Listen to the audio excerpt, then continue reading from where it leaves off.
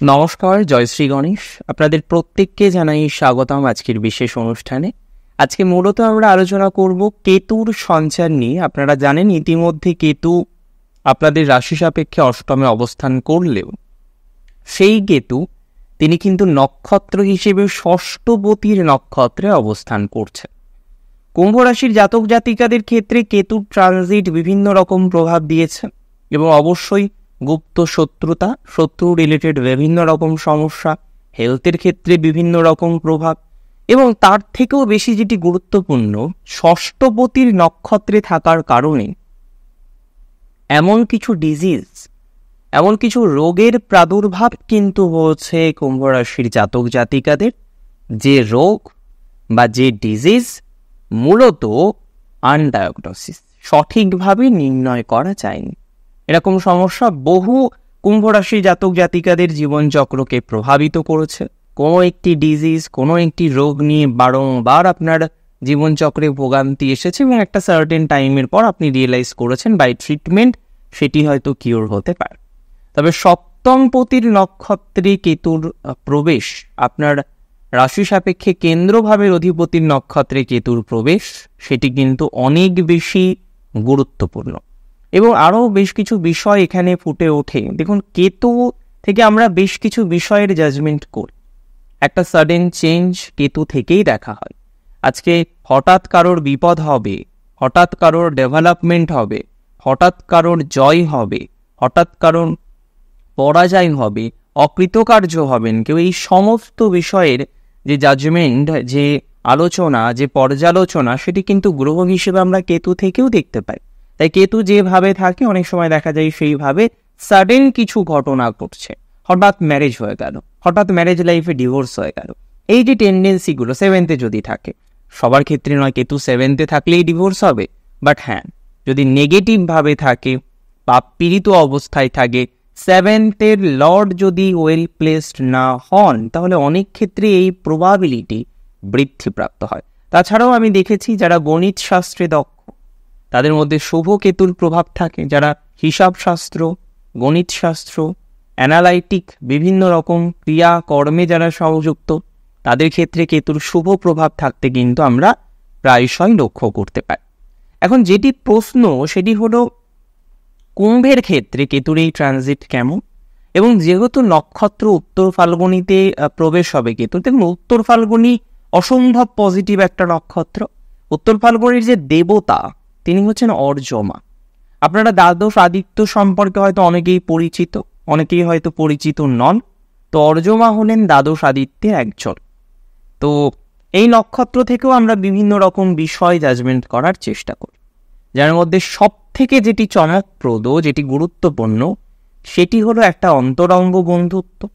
দ্বিতীয়ত আমরা দেখতে পাই যে একজন জাতক বা জাতিকা যিনি দুর্দশাগ্রস্ত হলেন, যিনি বিপন্ন হলেন, সেই বিপন্ন অবস্থা থেকে, সেই জটিল অবস্থা থেকে তিনি কতটা নিজেকে রেকটিফাই করতে পারছেন, তার জাজমেন্ট আমরা কিন্তু পার্টিকুলারলি এই নক্ষত্র থেকে করতে পারি, বা অনেক সময় আমরা এই নক্ষত্র থেকে এই জাজমেন্টটা করে থাকি। একজন কতটা দয়া বা দাক্ষিণ্য দেখাতে পারছেন, একজন কতটা দয়া পাচ্ছেন জীবনচক্রে, হেল্প পাচ্ছেন বিপদে পড়ার পর, একজন কতটা কুলকে রিপ্রেজেন্ট করছে। আমরা অনেক সময় বলি যে এই জাতক কুলনায়ক হয়। একজন জাতক সে তার কুলকে, তার বংশকে আগে নিয়ে যাবে বা এমন কিছু মর্যাদা সম্পন্ন কাজ করবে যাতে সে কিন্তু কুলনায়ক হয়ে উঠতে পারে। তো এই যে জাজমেন্ট, এটাও আমরা উত্তর ফাল্গুনি থেকে প্রায়শই করতে পারি। যাই হোক, এখন প্রশ্ন হলো কি ফলাফল আপনারা পাবেন সেটা নিয়ে চর্চা করলে ভালো হয়। আমি প্রথমেই বলি, আপনাদের কিছু ডিজিজ থেকে, কিছু রোগ থেকে আপনারা কিন্তু ধীরে ধীরে মুক্তি পাবেন।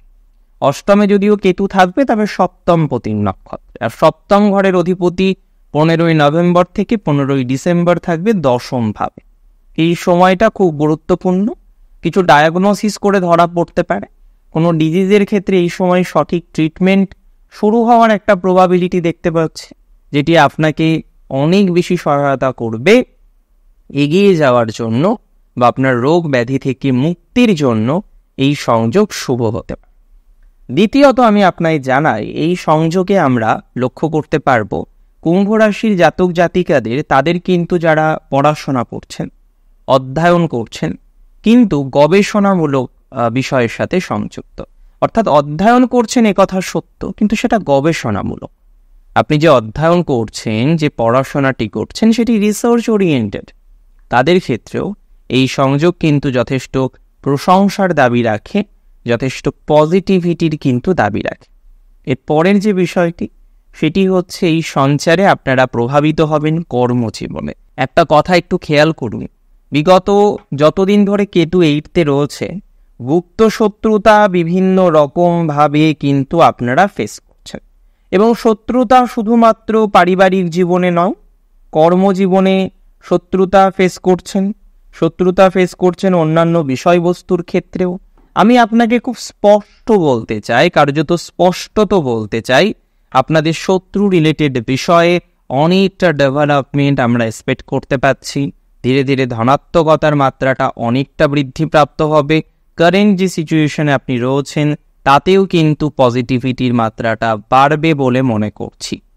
এর পরের যে বিষয়টি নিয়েও আলোচনা করতে উদ্যত হচ্ছি, সেটি হলো কুম্ভ রাশির জাতক জাতিকাদের সাপেক্ষে এই সঞ্চার 15ই ডিসেম্বর থেকে 15ই জানুয়ারি অসম্ভব ভালো। এই সময় শত্রু কমাবে, কর্মজীবনে উন্নতি দেবে, অর্থনৈতিক ক্ষেত্রে কিছুটা স্টাবলিশমেন্ট দেবে। যাদের কোনো কারণবশত চিটেড হয়েছেন, অর্থনৈতিক বিপর্যয়ের জায়গা রয়েছে, তাদের ক্ষেত্রে কিন্তু একটা ভালো সময়। এই সময় আপনার আর্থিক ডেভেলপমেন্ট থেকে শুরু করে অন্যান্য বিষয়েও যথেষ্ট পজিটিভিটি তৈরি হওয়ার মতো অবকাশ দেখতে পাচ্ছি। আমি কার্যত আশাবাদী বিভিন্ন বিষয়ে আপনার দক্ষতা বৃদ্ধিপ্রাপ্ত হওয়া নিয়ে, এবং প্রকৃত অর্থেই বিভিন্ন বিষয়ে আপনার দক্ষতা, আপনার ডেভেলপমেন্ট বৃদ্ধিপ্রাপ্ত হবে। দেখুন, এই সময়টা বেসিক্যালি 11th হাউসে আপনার সপ্তমপতি অবস্থান করবেন, এবং অবশ্যই কেতু সেই 7th 11-এরই ফলাফল দেবেন। এটি নিশ্চিতভাবেই আপনাকে ওভারকাম করতে, ডেভেলপমেন্ট করতে সহায়তা করবে।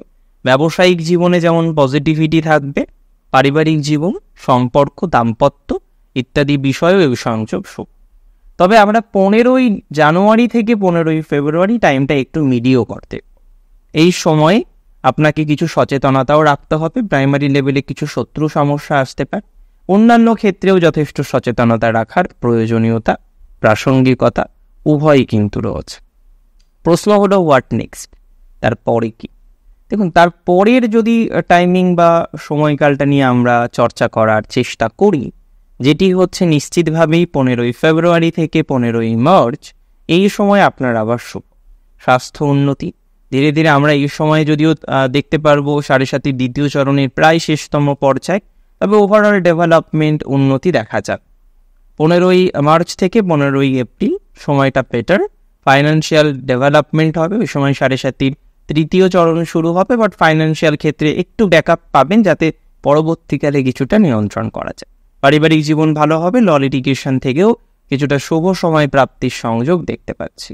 এবং তার পরের টাইমিং, অর্থাৎ 15ই এপ্রিল থেকে 15ই মে, যে সময়টার পরেই কেতু নক্ষত্র সেম রাখবেন কিন্তু রাশি পরিবর্তন করবেন। তো সেখানে গিয়েও আমরা কিন্তু ওভারঅল যোগাযোগ বৃদ্ধি থেকে শুরু করে অনেক কিছু নতুন প্রাপ্তি যোগ কিন্তু দেখতে পারবো।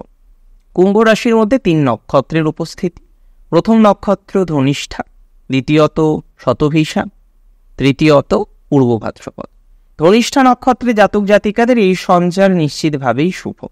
ডেভেলপমেন্ট, পুরনো বন্ধু, অন্তরঙ্গ বন্ধুর সাথে পুনরায় সংযোগ স্থাপন হওয়া, সেম জেন্ডারে যাদের রিলেশনশিপ খারাপ হয়েছে তাদের ক্ষেত্রে পজিটিভিটির মাত্রাটা এই সময় বাড়তে পারে। বিদ্যাক্ষেত্র মোটের উপর শুভ হবে। যে কোনো হারিয়ে যাওয়া মানুষ, দূরে চলে যাওয়া মানুষ থেকেও ভালো ফল পাবে। মানসিক চাপ অনেকটাই মৃদু হওয়ার সংযোগ দেখতে পাচ্ছি।